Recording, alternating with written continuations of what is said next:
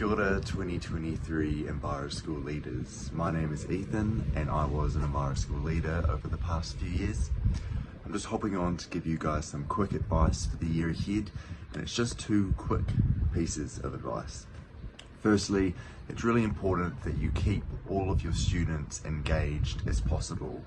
Obviously, they may struggle to understand some of the work you guys are doing, so it's really important that you keep it really clear and simple for them so that they know your goals, but also how they can help support you throughout the year.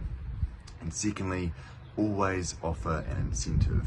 Sometimes that's how high schoolers prefer to get involved, so offering them a competition or rewarding them for helping you guys out and getting involved in the mahi.